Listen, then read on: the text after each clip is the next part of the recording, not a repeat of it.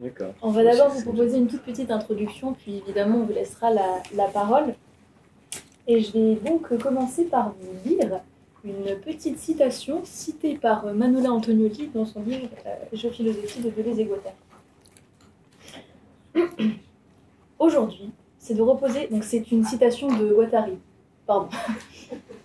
Aujourd'hui, c'est de reposer un certain nombre de questions sur la production de subjectivité, sur le fait que la subjectivité est engagée dans d'immenses aventures avec la dégradation de la biosphère, d'immenses aventures avec des mouvements démographiques considérables, des brassages culturels. Est-ce qu'il y a, à travers cela, une possibilité d'avenir? Est-ce qu'il y a du possible, mais y compris à des niveaux très individuels ou très partiels, comme celui d'une classe scolaire ou celui d'une clinique psychiatrique? Est-ce qu'il y a un travail sur la subjectivité, au retour sur elle-même de la subjectivité, qui soit non pas un retour clos, fermé de mauvaise conscience, mais qui soit un retour productif d'une autre subjectivité? Et à chaque fois, on trouve les problématiques philosophiques à ce genre de carrefour. Pour nous, ce texte introduit les enjeux de notre séminaire, qui s'intitule Santé mentale, regard de philosophe. Et sur les dernières séances et celles à venir, on a surtout essayé de se concentrer sur la question du soin, puisque pour nous, il n'est pas anodin de tenir un séminaire de philosophie au sein d'une clinique ou d'un hôpital psychiatrique. Et donc, il était important de comprendre en quoi l'une et l'autre de ces pratiques et de ces pensées sont pensées ensemble, aussi bien d'un point de vue individuel que collectif. Par-delà, évidemment, le cloisonnement disciplinaire, il s'agira de penser les contaminations d'une discipline à une autre au travers de conversations entre psychiatres et philosophes, induisant la question politique, ou en tout cas, devant pouvoir le faire. Car l'objectif de ce séminaire est de recevoir et de partager des outils à la fois critiques et pratiques pour appréhender nos vécus contemporains à l'aune de ces implications philosophico-psychiatriques. Et c'est dans ce contexte que nous sommes ravis et honorés de recevoir Manola Antonioli et Quentin Vergriette pour nous proposer une discussion autour du concept de schizoanalyse développé par le psychiatre et philosophe français Félix Guattari. Il s'agira d'essayer de traverser et d'expliquer ce concept pendant ce séminaire. En effet, il nous semblait donc très important de mobiliser le concept et la pratique de la schizoanalyse dans ce séminaire.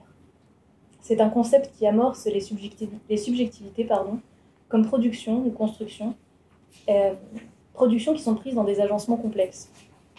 La pensée guattarienne paraît d'autant plus importante aujourd'hui. Donc au-delà de la question exclusivement clinique, car elle embrasse un mouvement d'ouverture des possibles et permet de remotiver et de tracer concrètement, pratiquement, un inconscient comme puissance qui ne peut pas donc ne pas concerner la question politique.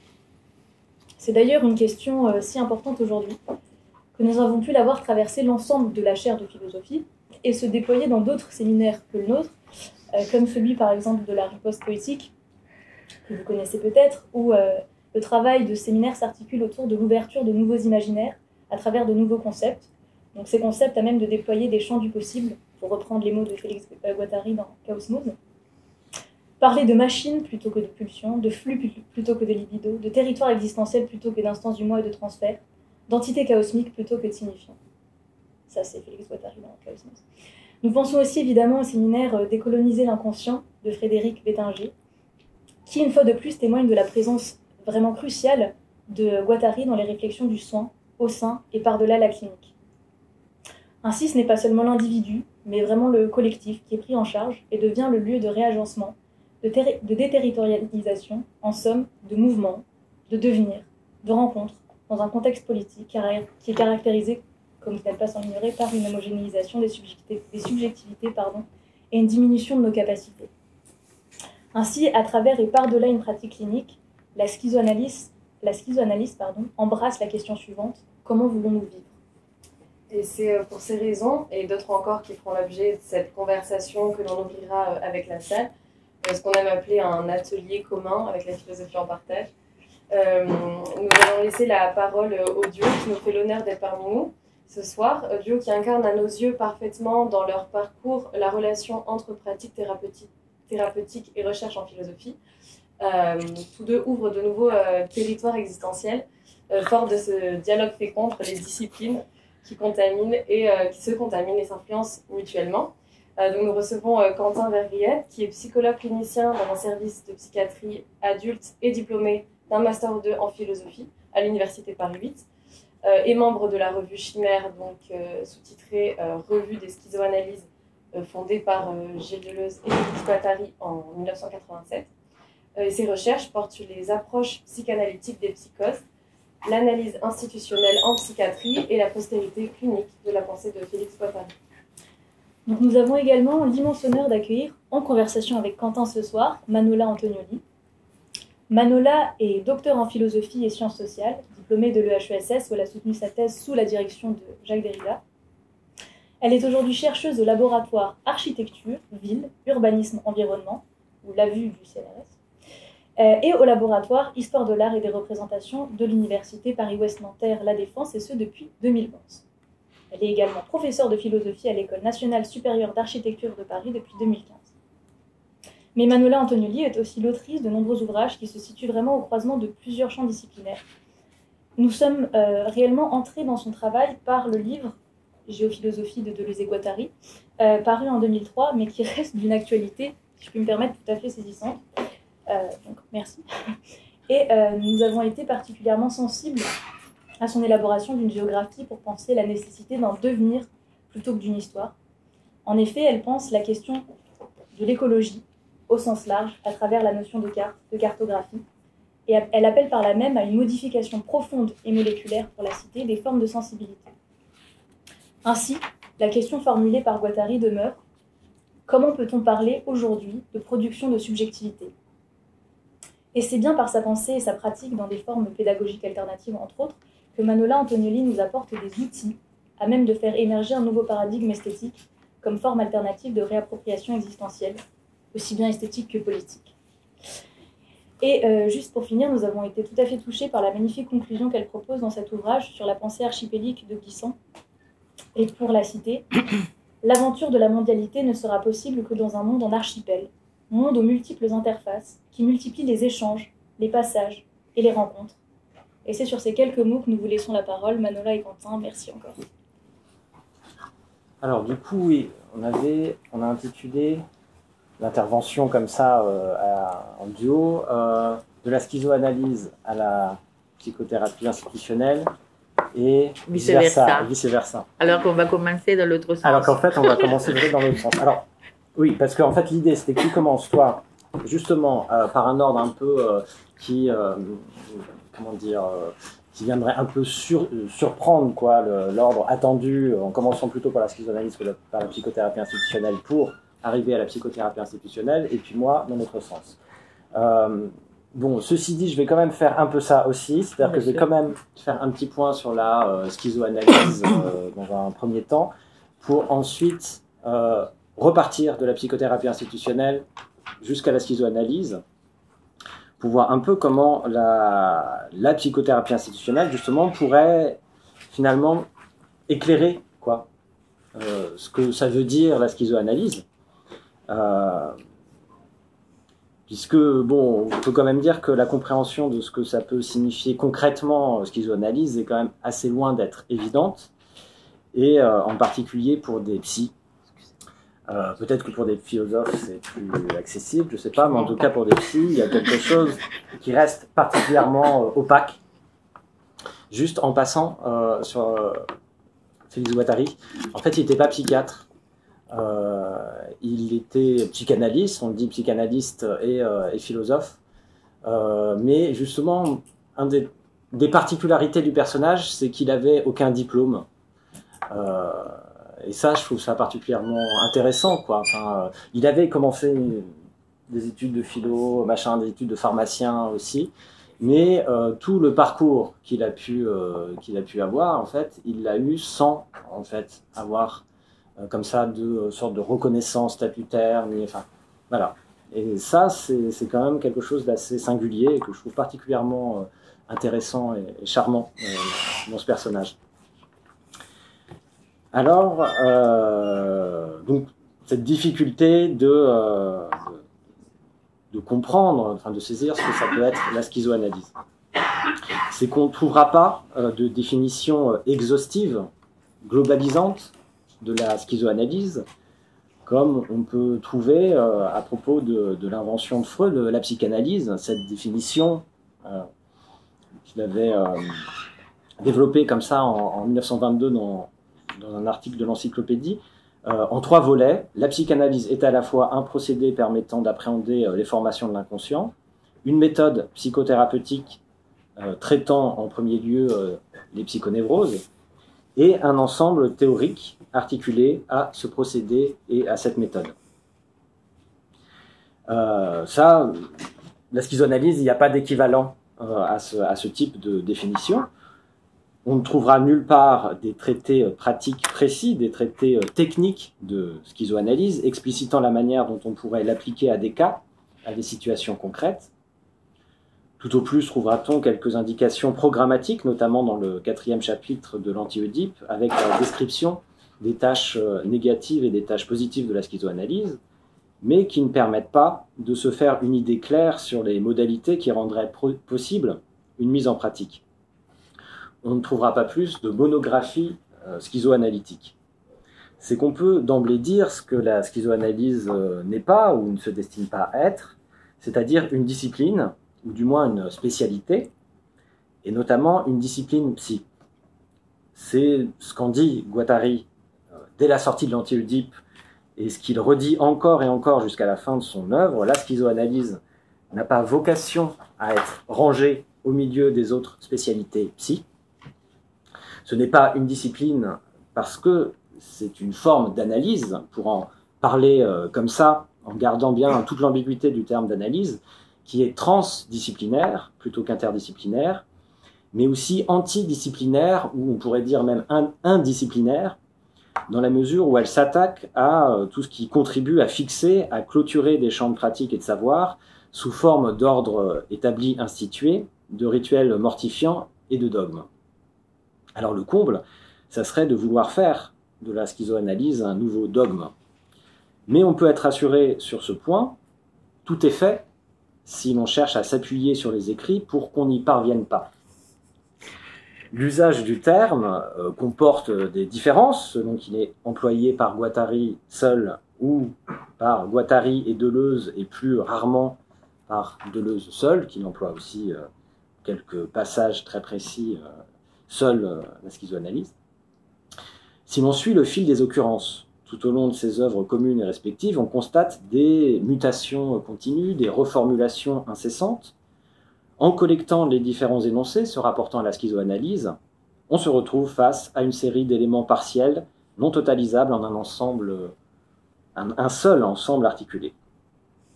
Mais malgré ce caractère éclaté et fluide, on pourrait tout de même proposer quelques définitions synthétiques, forcément très théoriques, en reprenant quelques concepts clés développés dans les différents ouvrages. Donc, je vais vous proposer comme ça, pour entrer un peu, on va dire, dans le dur, direct, quelques propositions de définition de la schizoanalyse, qui n'ont absolument rien d'exhaustive, mais voilà, enfin, qui valent ce qu'elles valent. Par exemple, à partir de l'Anti-Oedipe, on pourrait définir de manière très concentrée la schizoanalyse comme une analyse des machines désirantes qui rompt avec toute interprétation familialiste et oedipianisante et oedipienne. Évidemment, il s'agirait ensuite de savoir ce que ça veut dire machine désirante et pourquoi et comment il s'agit de rompre avec toute interprétation familialiste et oedipienne. Mais à partir de l'Anti-Oedipe, on pourrait proposer comme ça une sorte de définition extrêmement concentrée de cet ordre-là. Ou bien avec Mille Plateaux, comme une analyse, cette fois des agencements.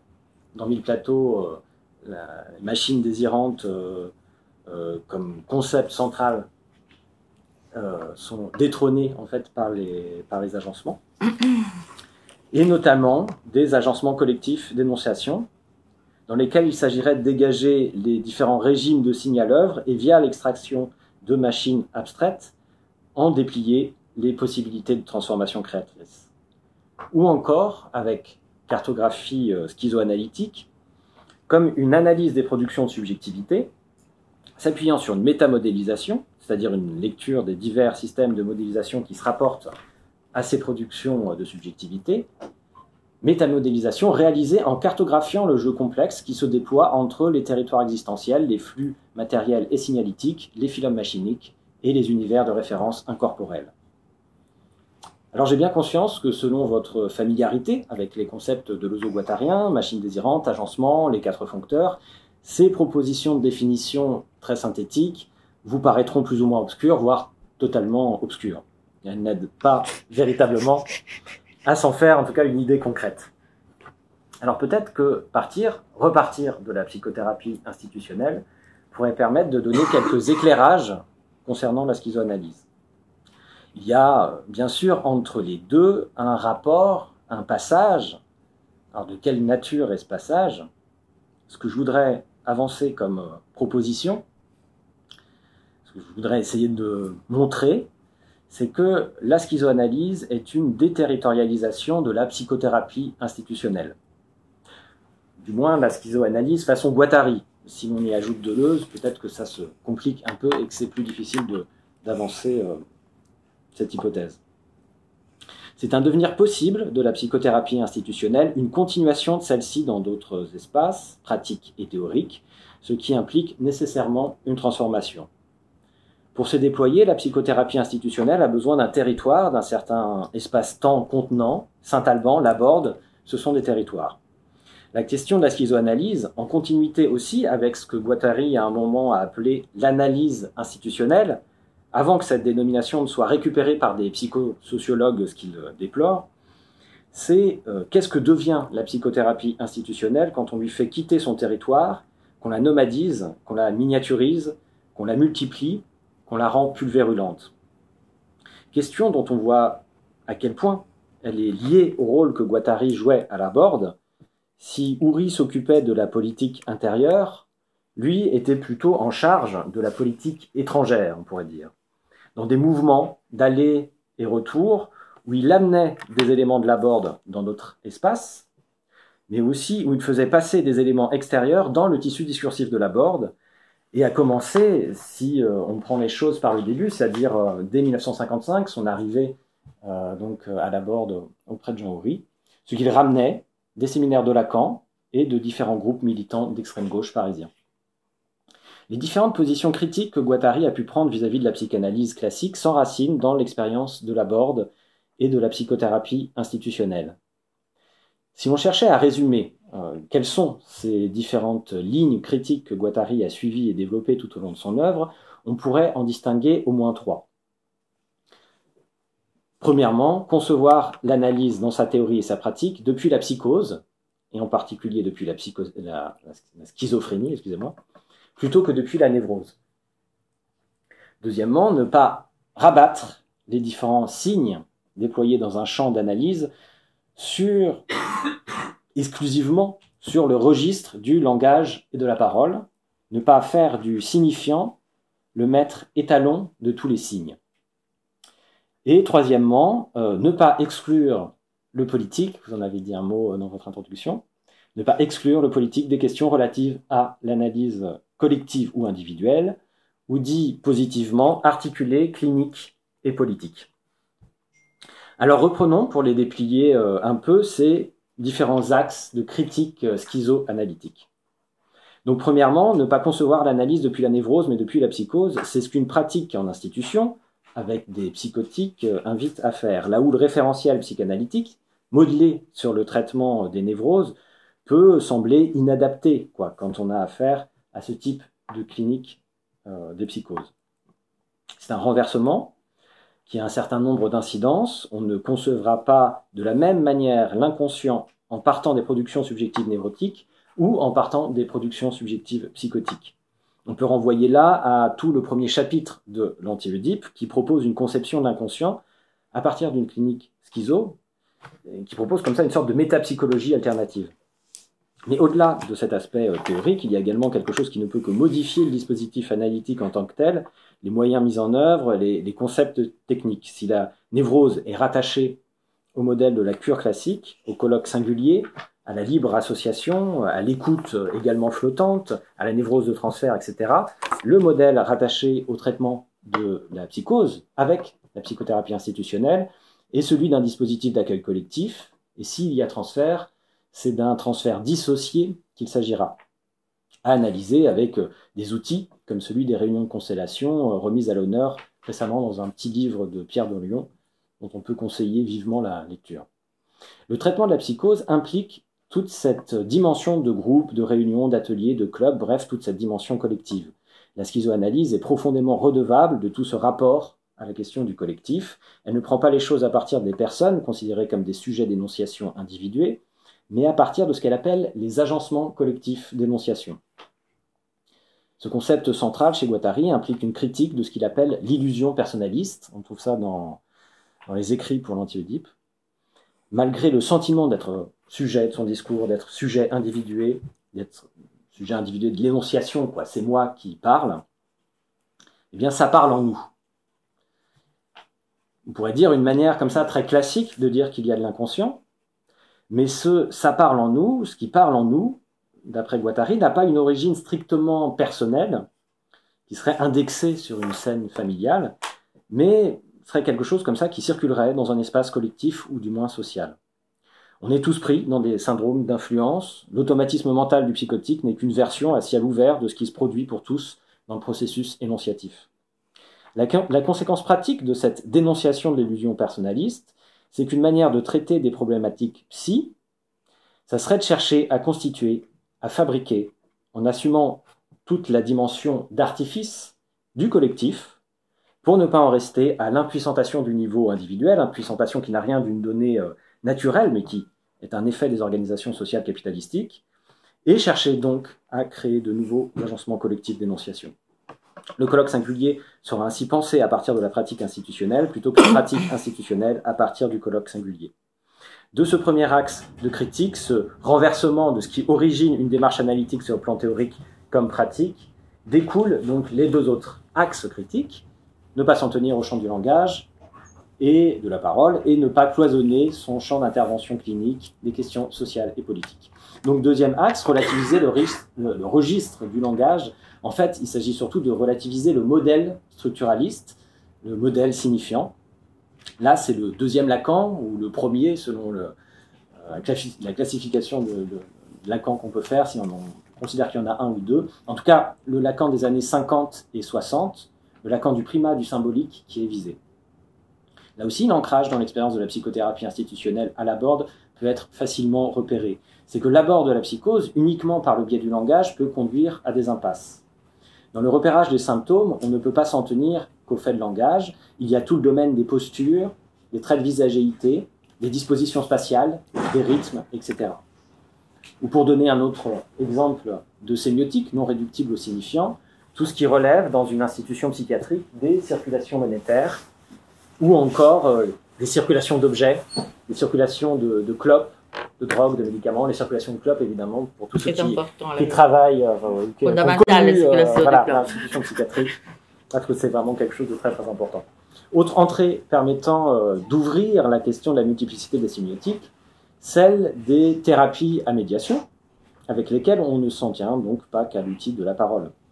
On peut donner l'exemple illustre de l'usage de la pâte à modeler par Gisela Pankow dans ses cures de schizophrène. Mais au-delà des thérapies individuelles, cette relativisation du langage dans la pratique institutionnelle va passer par des groupes, des ateliers à médiation divers, arts plastiques, musique, bricolage, jardinage, etc. Ce que propose la schizoanalyse, à partir de là, ça n'est pas simplement de reconnaître cette diversité sémiotique à l'œuvre dans un champ analytique ouvert, comme l'est par exemple celui d'une clinique psychiatrique comme la Borde, c'est également de ne pas rabattre l'ensemble de ces signes sur une logique despotique du signifiant, du type, certes, il n'y a pas que des paroles, il n'y a pas que des mots, quoi, il y a toutes sortes de signes, mais au final, comme tout ça parle, et comme tout ça n'est intelligible que dans la mesure où c'est pris dans la parole, où ça finit d'être parlé, eh bien, tout est langage, dans le sens où tout renvoie à une structure langagière, tous ces signes, aussi divers soient-ils, sont tous sous-tendus par une structuration symbolique des chaînes signifiantes. Guattari cherche plutôt à opérer une série de distinctions, par exemple, dans l'inconscient machinique, il va distinguer les encodages asémiotiques, les sémiologies de la signification qui distinguent en symbolique et signifiante, et là, pour le coup, ce modèle signifiant finalement est limité à cet endroit-là. Les sémiotiques asignifiantes, diagrammatiques, etc.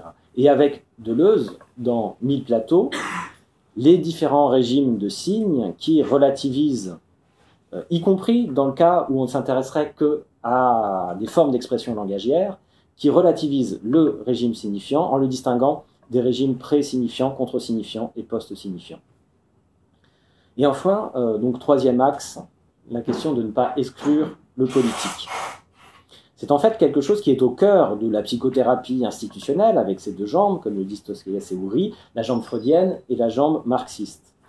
Comme le raconte le mythe des origines, Tosquelles est arrivé à Saint-Alban avec la thèse de Lacan sous le bras, mais aussi avec toute l'expérience de la lutte contre le fascisme durant la guerre civile espagnole, son engagement dans le POUM, le Parti ouvrier d'unification marxiste. Le mouvement des aliénistes prend son origine dans le constat horrifié du traitement fait aux malades mentaux durant la Seconde Guerre mondiale, l'extermination douce, les 40 000 morts de faim dans les asiles en France, et le constat de la similitude entre l'organisation de ces asiles et celui des camps de concentration. La grande maxime de la psychothérapie institutionnelle, soigner l'établissement comme préalable au traitement des patients, ne peut s'appliquer qu'en s'appuyant sur une pensée du politique, sur des outils d'analyse politique. Dans cette même lignée, la schizoanalyse dénonce les effets d'une exclusion du politique des établissements psychiatriques, qu'on imagine et dont on voudrait faire des enclaves étanches, séparées du reste de la société, mais également l'exclusion du politique des cabinets d'analystes, sous couvert de neutralité bienveillante. Exclusion qui se traduit techniquement par le rabattement de tout matériel politique sur le champ familialiste par interprétation édipienne.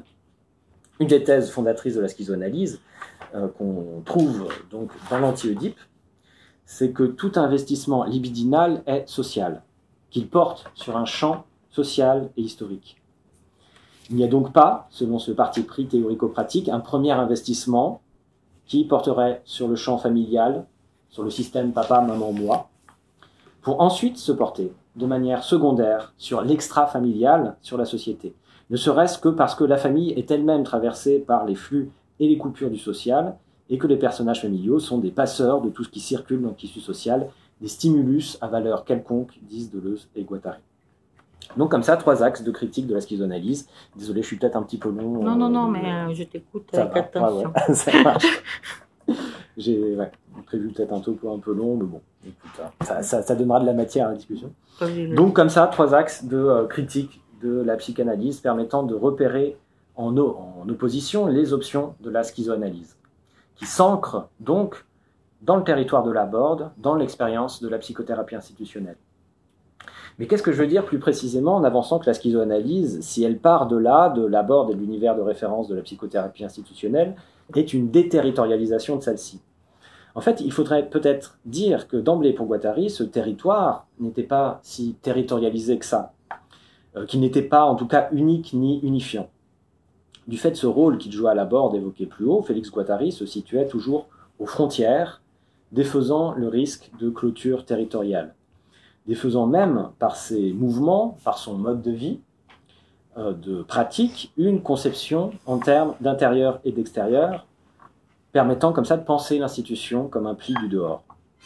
Dès le départ, Guattari était pris dans une sorte de magma problématique et pragmatique, né du tiraillement engendré par les passages entre des pratiques et domaines théoriques divers. Donc, non seulement sa pratique à la Borde, dont on a pas mal parlé là, enfin, auquel on a fait référence, sa pratique donc à la Borde auprès de psychotiques, mais aussi une pratique d'analyste en privé, un engagement militant dans des organisations de jeunesse et des groupes politiques révolutionnaires, ce à quoi il faut ajouter un peu plus tard sa participation à des espaces de recherche, des espaces de pensée comme l'Avguéry, le CERFI, et à des revues comme la revue Recherche puis la revue Chimère. Espaces donc de recherche et revues qui font se rencontrer de nombreuses spécialités, psychanalyse, philosophie, les différentes sciences humaines, l'histoire, la littérature, l'art, etc. Tout ça pourrait fonctionner de manière éclatée et clivée, mais Guattari éprouve la nécessité de frayer des voies de passage entre ces pratiques et domaines, des lignes de transversalité, et l'invention de la schizoanalyse participe à ce mouvement de mise en lien. Entre tout ça, dans ces circuits, s'opère cette déterritorialisation de la psychothérapie institutionnelle. Alors, premier théorème de la déterritorialisation, on trouve ça dans 1000 plateaux, page 214, on ne se déterritorialise jamais seul, mais à 2 termes au moins, et chacun des 2 termes se reterritorialise sur l'autre. Donc on va voir comment entre la psychothérapie institutionnelle et 1, les cures individuelles, 2, la diversité des espaces institutionnels partout où il y a formation de groupe et notamment de groupes militants, et 3, une multiplicité des champs de pratique et de savoir, va s'opérer dans les lignes d'invention de la schizoanalyse, ce processus de déterritorialisation qui se fait toujours à 2 termes, l'un déterritorialisant l'autre, et qui implique une reterritorialisation d'un terme sur l'autre. Commençons donc par la déterritorialisation la plus relative et qui consiste à amener quelque chose de la psychothérapie institutionnelle dans les analyses que Félix Guattari mène. C'est-à-dire miniaturiser la board à l'intérieur même d'une cure individuelle. La question, par exemple, est celle de la sensibilité de l'analyste aux questions relatives aux différents groupes, aux différents collectifs, aux différentes institutions que traverse l'analysant et dans lesquelles il s'inscrit, à la conjonction desquelles il se situe. Ou encore des questions très concrètes de mise en rapport avec des sémiotiques assignifiantes diagrammatiques, comme il dirait. Par exemple, qu'est-ce que ça fait à telle personne d'arrêter ou de reprendre le piano? Comment ça peut bouleverser, dans un sens ou l'autre, l'ensemble de son univers, de ses relations, de son rapport au monde, de son rapport à soi, de la qualité de ses sensations au quotidien. Mais tout ça en écartant les interprétations, les lectures qui se feraient selon une grille exclusivement familialiste, oedipianisante, qui ramènerait toute la production d'effets et d'affects liés à cette connexion à un phylum machinique, à une scène familiale. La schizoanalyse, comme métamodèle, permet là de donner des outils d'analyse, une batterie de concepts opérants pour défaire un peu les modèles freudiens, lacaniens ou autres, qui pourraient avoir des effets de fermeture, de stratification de l'agencement. Autre forme de déterritorialisation, celle qui consiste à reproduire quelque chose de l'expérience de la psychothérapie institutionnelle dans d'autres types d'institutions. Écoles, universités, prisons, syndicats, associations, etc. La pédagogie institutionnelle fondée par Fernand Houry, le frère de Jean, en serait un exemple précoce ou un exemple avant la lettre. L'enjeu est celui d'introduire dans tous ces lieux la question de l'inconscient, la question du désir, la question de la subjectivité. Remettre en cause la stratification des modèles qui en légitiment les actions. En effet, la prise en compte du désir amène à remettre en cause les organisations hiérarchisées, pyramidales, puisque ces dernières ne peuvent qu'écraser l'énonciation et aliéner le désir du plus grand nombre. L'enjeu est celui de dégager, de favoriser un certain coefficient de transversalité à l'aide de ces outils qui sont issus de la psychothérapie institutionnelle, que sont la mise en place, par exemple, de réunions où la circulation de la parole est libre, d'outils d'autogestion, de clubs, ou pour donner un exemple plus particulier, et vous en avez parlé d'ailleurs, je crois, dans votre introduction, la confection d'un journal dans une classe. Ce serait un exemple comme ça, de manière comme ça de déterritorialiser quelque chose de la psychothérapie institutionnelle dans d'autres institutions. Une des premières ambitions de la schizoanalyse est celle de procéder à une analyse des formations de l'inconscient au sein des groupes militants, dans le projet de conjuguer le processus analytique et les luttes politiques émancipatrices, en s'inscrivant dans ce que Guattari appelle la révolution moléculaire. Cette déterritorialisation donne lieu à une définition de la schizoanalyse à part entière. On trouve ça dans l'ouvrage qui s'appelle justement Révolution moléculaire, page 23. Et je trouve que c'est une définition particulièrement intéressante, et peut-être que s'il fallait en conserver une seule, on pourrait conserver celle-là. Nous concevons la schizoanalyse comme une lutte politique sur tous les fronts de la production désirante. Pas question de se centrer sur un seul domaine. Le problème de l'analyse, c'est celui du mouvement révolutionnaire. Le problème du mouvement révolutionnaire, c'est celui de la folie. C'est celui de la création artistique. La transversalité n'exprime rien d'autre que ce nomadisme des fronts.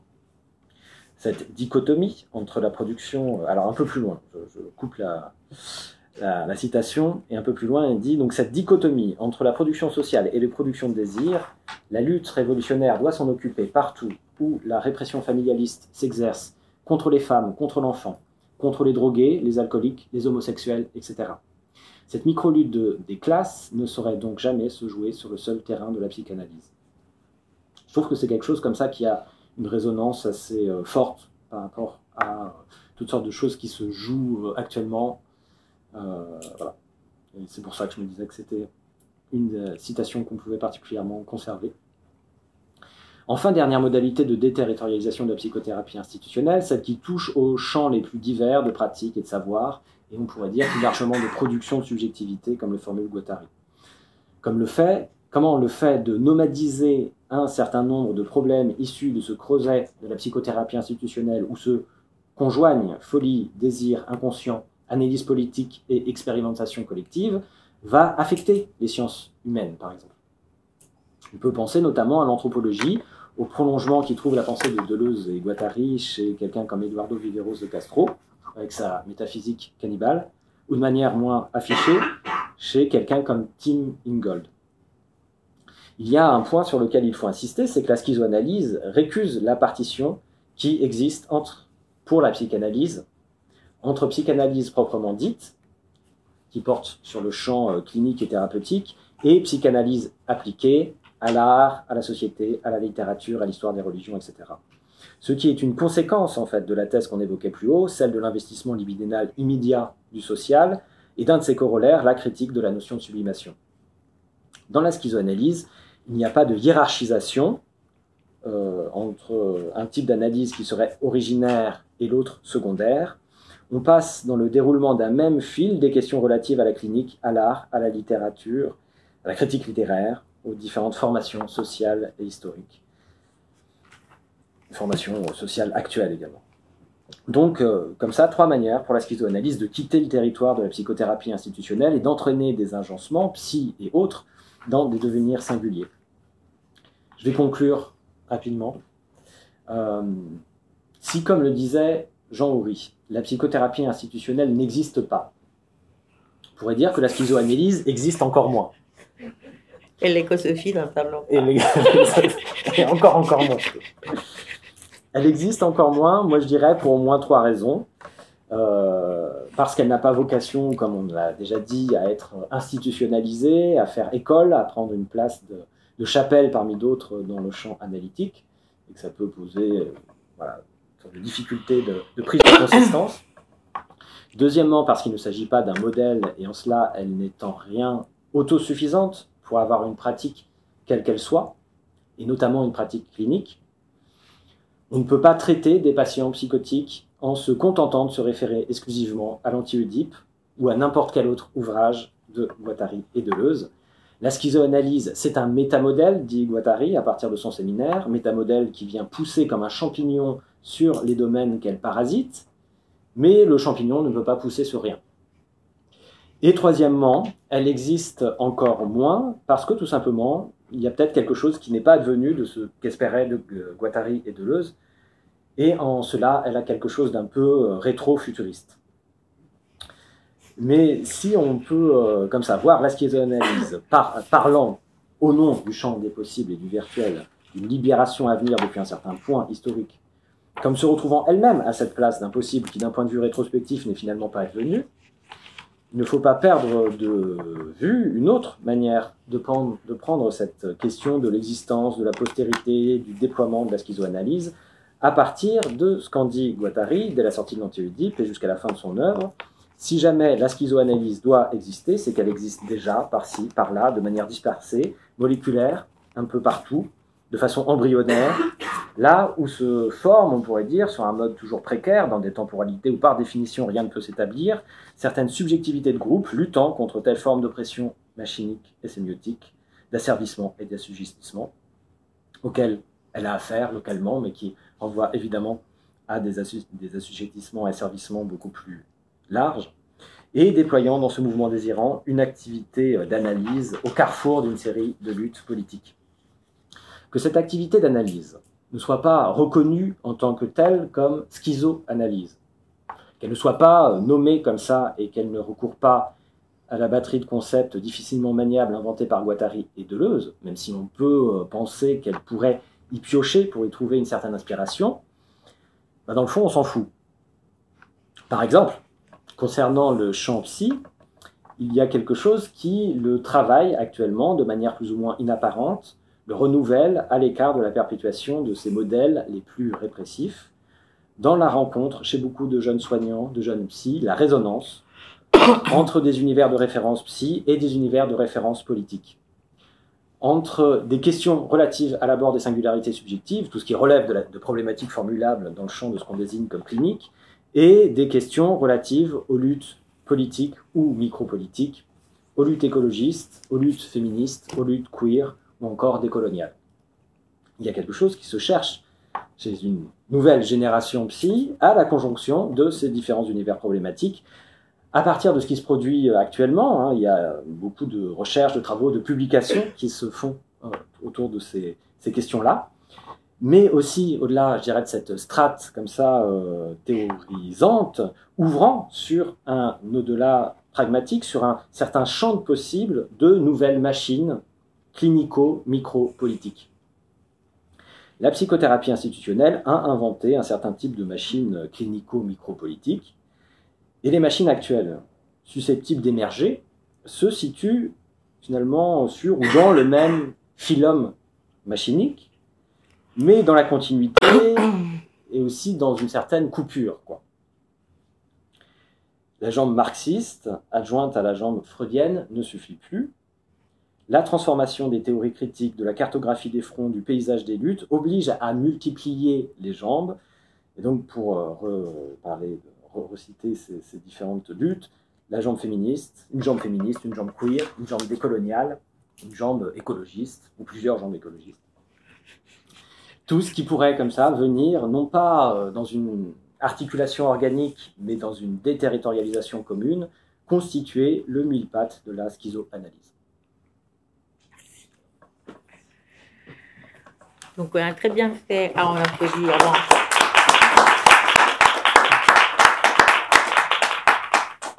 On a finalement très bien fait de commencer par Quentin, qui a un propos bien plus structuré que le mien, que je vais situer 2 minutes. C'est-à-dire, moi, j'ai une formation, je continue à avoir une formation philosophique.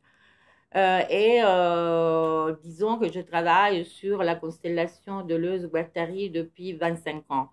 D'abord en passant par Deleuze, qui est considéré par les philosophes comme un auteur très sérieux, et ensuite en passant par Deleuze et Guattari, qui déjà posent des problèmes, et en finissant du côté de Guattari, qui alors là, pour les philosophes, c'est de l'ordre de la folie pure, hein, et non productive. Je suis provisoirement engagée dans une lecture de l'écosophie, donc de la dernière période de la réflexion de Guattari, juste entre la fin des années 80 et le début des années 90, donc juste avant sa mort.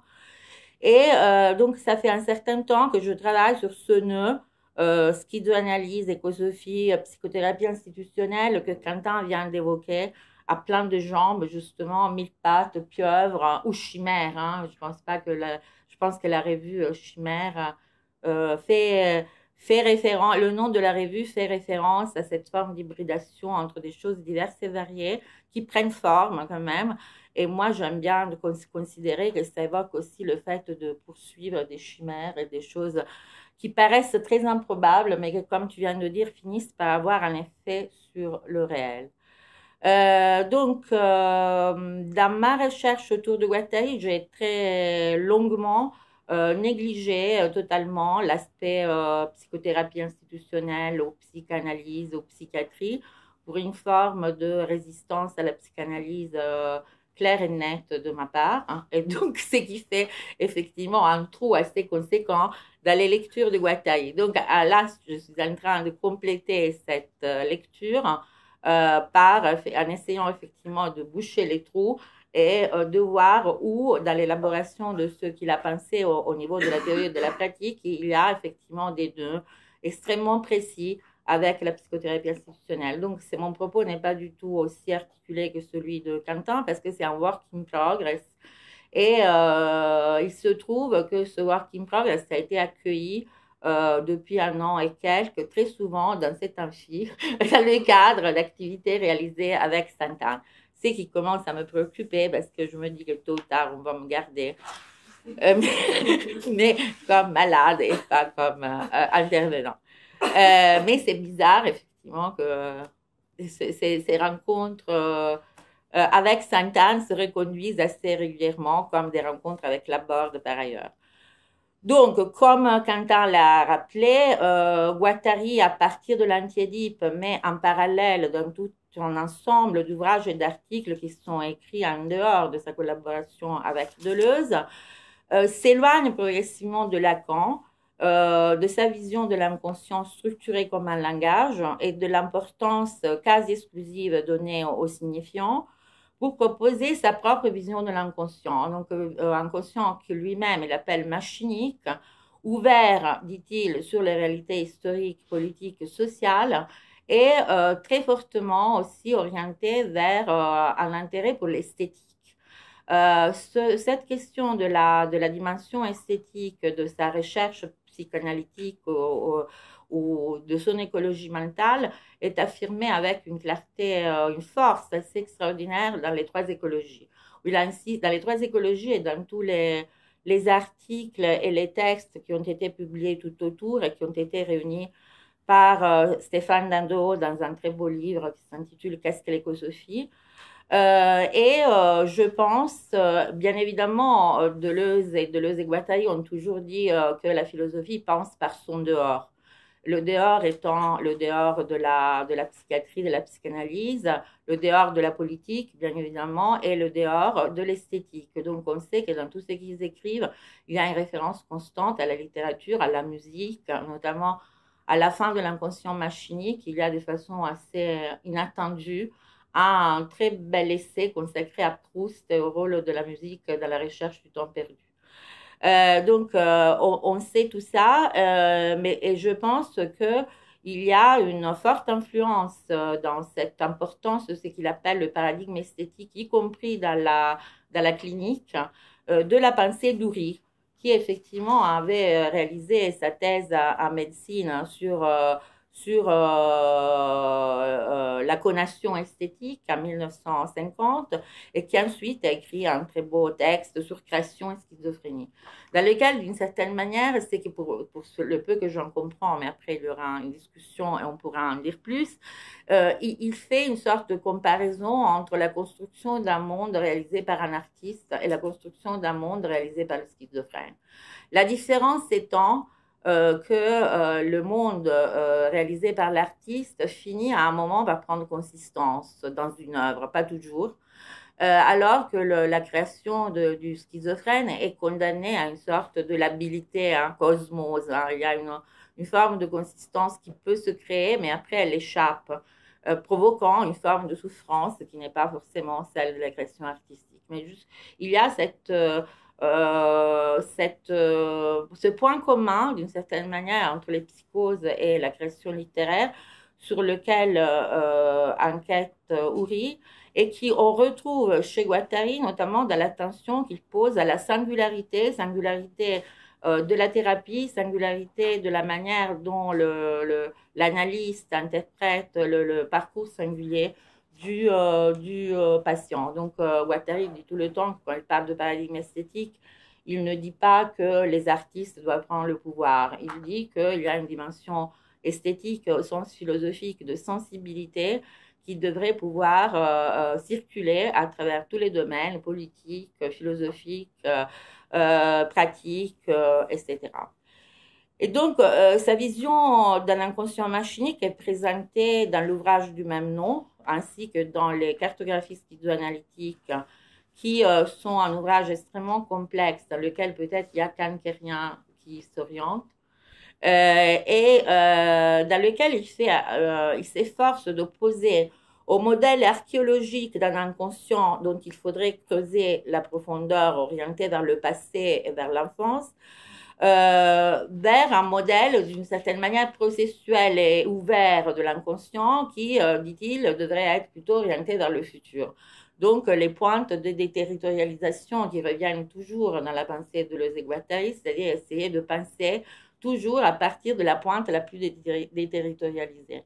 Et j'ai l'impression que dans sa conception de l'inconscient, il y a effectivement cet effort de partir toujours de ce qui est plus ouvert vers l'avenir que replié sur un passé, et notamment sur la relation duel avec l'analyste ou le psychiatre que tu évoquais.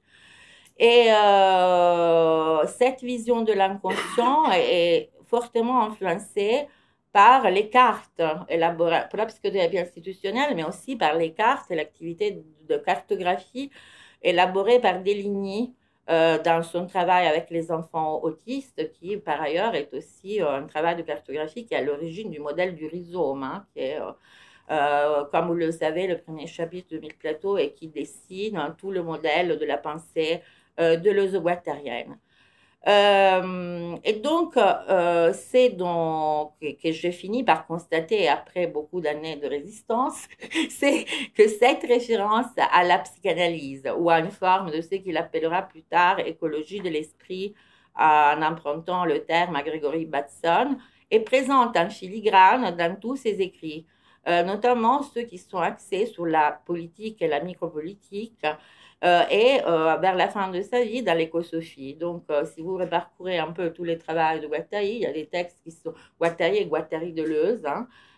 Vous avez effectivement des thématiques très variées qui sont traitées, qui peuvent être la politique, l'analyse, les arts, etc. Mais en filigrane, il y a toujours cette référence à la psychothérapie et dans sa version psychothérapie institutionnelle, qui est très constante.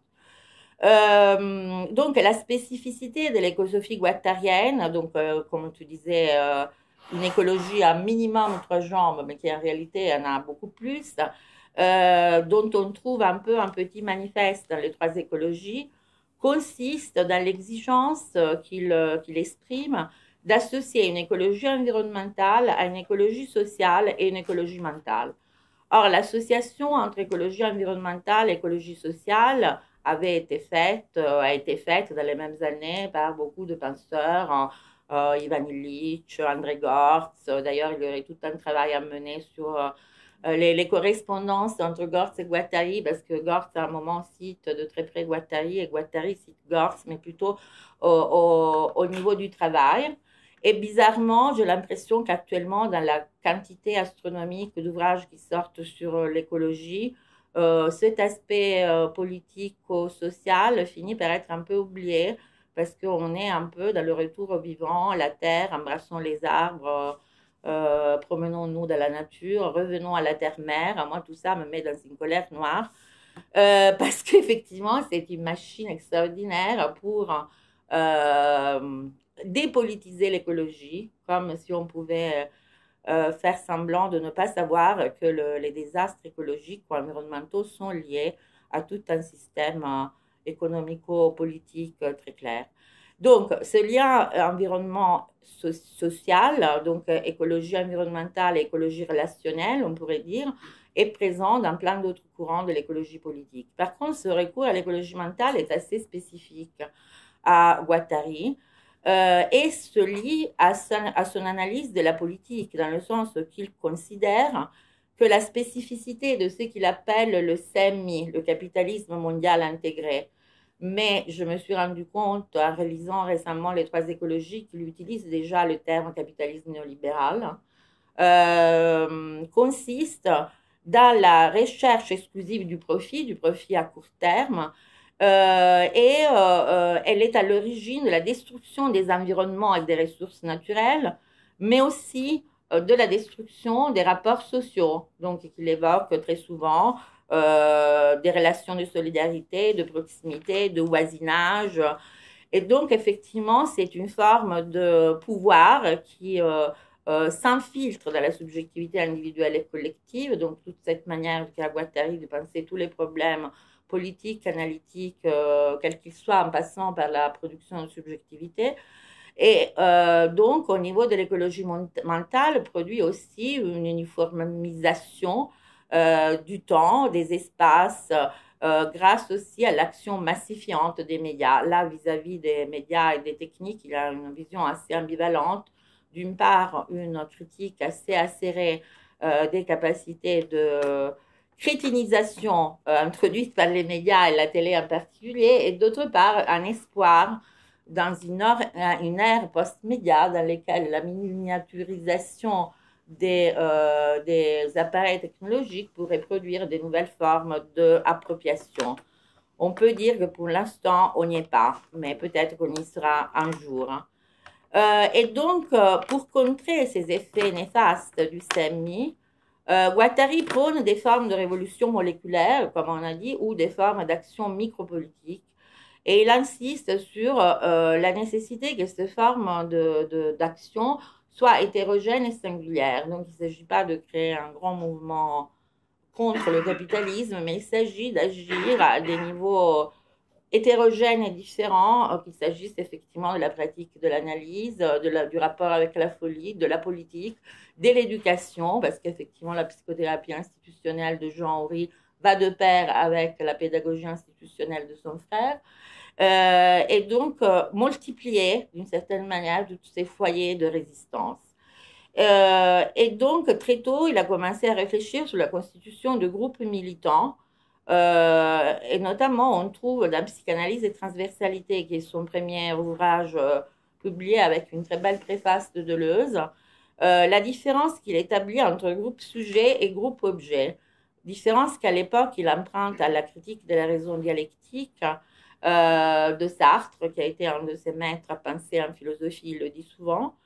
Et donc, il y a cette idée qui était extrêmement actuelle aujourd'hui, sur laquelle tous les collectifs militants essayent de travailler, c'est-à-dire comment on fait pour constituer une organisation en groupe qui ne soit pas soumise ni à une transcendance, ni à une forme de verticalité. C'est très difficile, mais c'est par exemple l'enjeu de expériences comme celle de la ZAD, Notre-Dame-de-Lande, comme celle de Chiapas au Mexique, comme les soulèvements de la Terre.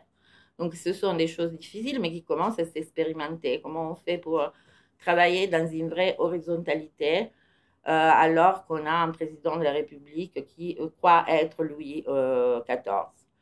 Donc, c'est-à-dire qu'on a un décalage extrêmement terrifiant entre ce qu'on nous propose comme réalité politico-économique et ce que les gens essayent de bricoler de leur côté. Dans la version très optimiste, on peut se dire que ces gens ont compris qu'ils sont à la fin, qu'ils vont bientôt mourir, et donc ils essayent d'entraîner tout ce qu'ils peuvent avec eux.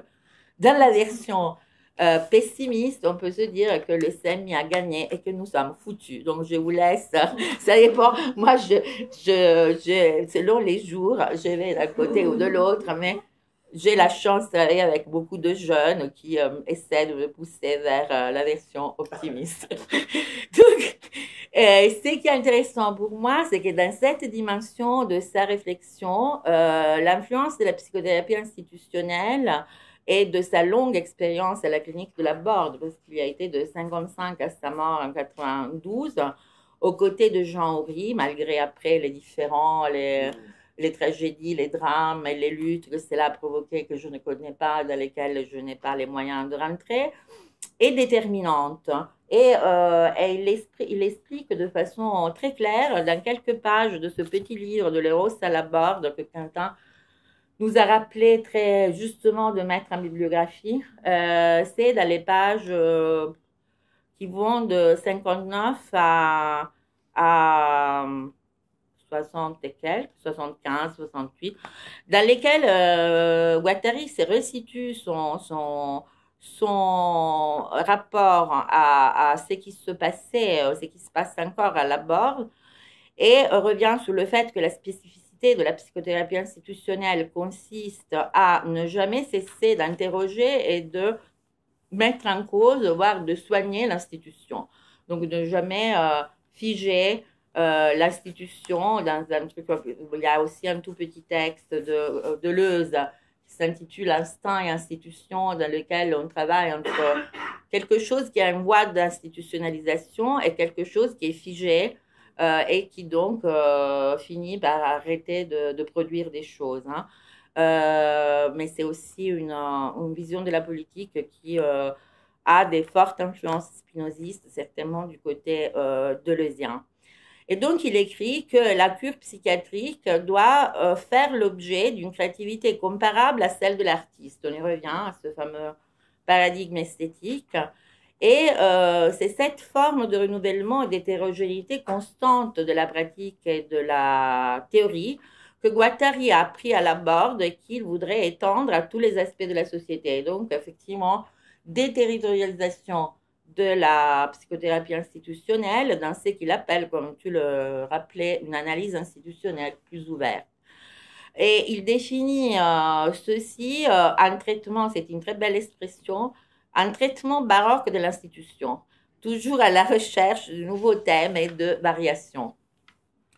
Et donc, une analyse institutionnelle qui devrait s'étendre à tous les domaines de l'expérience, pas seulement à la psychothérapie, mais aussi justement à la pédagogie. Qu'est-ce qu'on peut faire dans une classe? Quand on se rend compte qu'il y a eu Freinet, qu'il y a eu la pédagogie institutionnelle, etc., qu'il y a eu des lignes et que là, nous en sommes à nous dire qu'on va remettre l'uniforme à l'école et qu'on va réarmer je ne sais pas quoi, c'est vraiment fortement déprimant. Mais voilà. Et il y a une très belle phrase qui dit l'on se prend à rêver de ce que pourrait devenir la vie dans les ensembles urbains auxquels il s'est beaucoup intéressé, les écoles, les hôpitaux, les prisons, si au lieu de les concevoir sur le mode de la répétition vide, on s'efforçait de réorienter leur finalité dans le sens d'une récréation permanente interne. Et donc, l'intérêt constant de Guattari pour la constitution de groupes sujets, qui est devenu avec Deleuze de la recherche de réflexion sur les agencements collectifs d'énonciation. À un moment, il finit par dire que cette notion du groupe, qu'elle soit sujet ou objet, finit par être trop fermée sur elle-même. Et donc, l'élaboration de la notion d'agencement collectif au cours des 2 tomes de Capitalisme et Schizophrénie permet de l'ouvrir plus.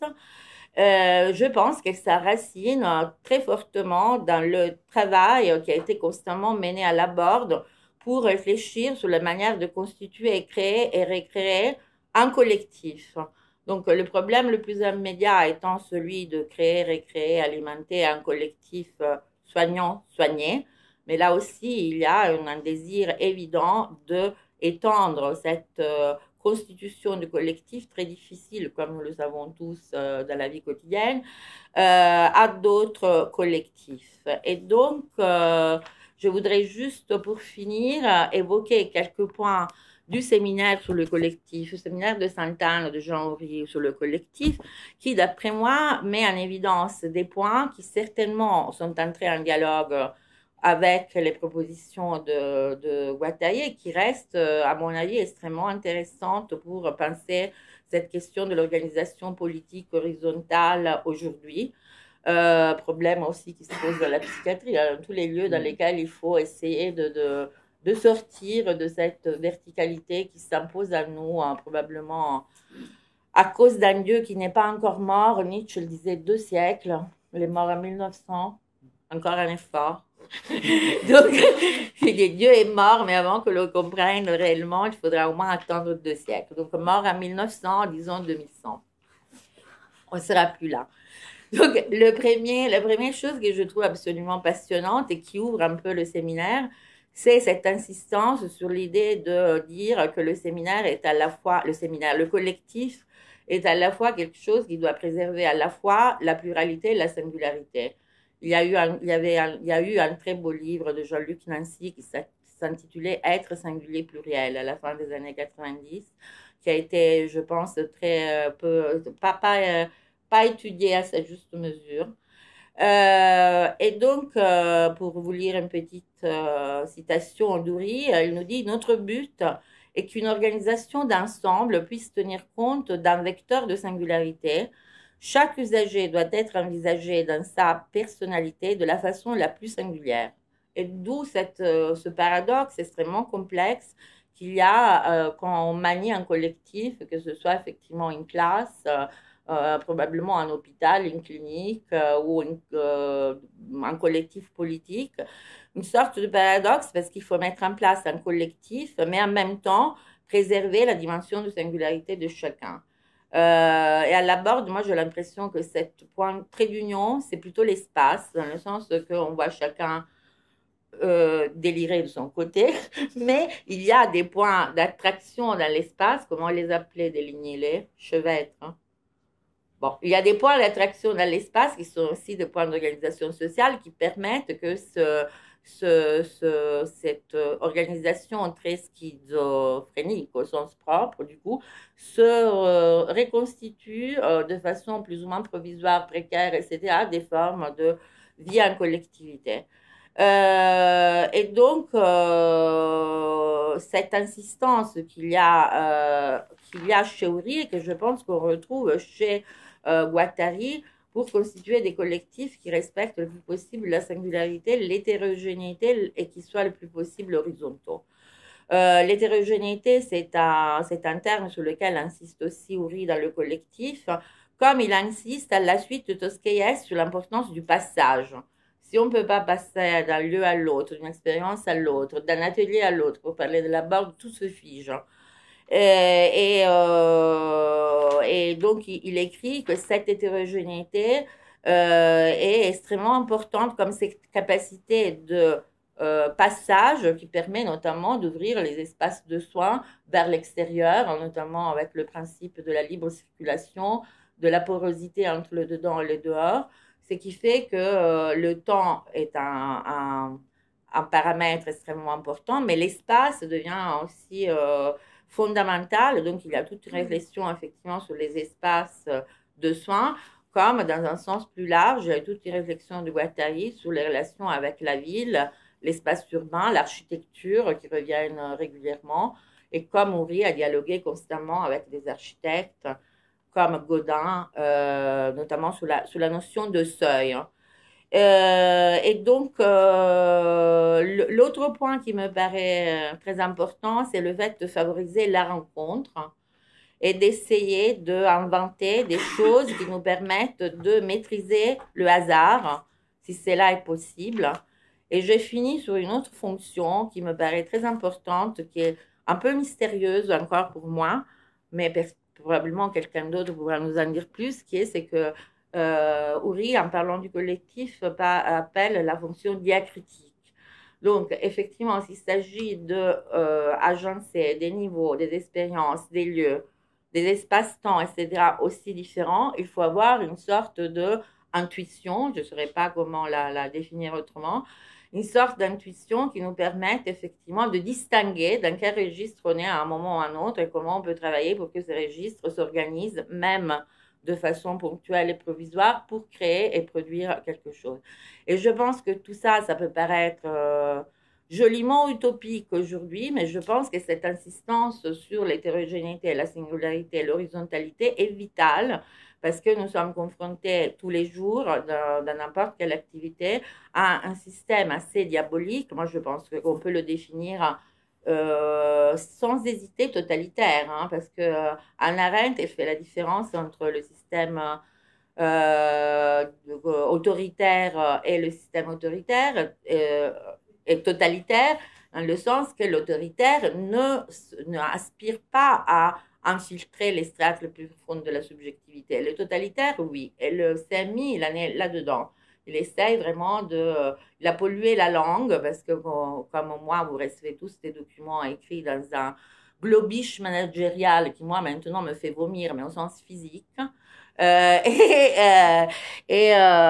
On nous oblige à donner une forme tableau Excel à toutes nos activités, que ce soit dans l'hôpital, que ce soit dans l'entreprise, que ce soit dans l'éducation, dans la folie que tout puisse être mis en forme, un tableau Excel, PowerPoint, normes, etc., pour pouvoir être aisément soumis à l'évaluation. Et donc, tout cet aspect de singularité, de rencontre, de hasard, etc., qui est vital à l'existence humaine, est en train d'être expulsé de façon systématique et bien, sans vouloir être complotiste, mais il y a vraiment une convergence des intérêts qui est assez évidente. Et donc, je pense qu'insister sur ces concepts de transversalité, singularité, hasard, rencontre, etc., c'est une arme politique aujourd'hui fondamentale. Voilà.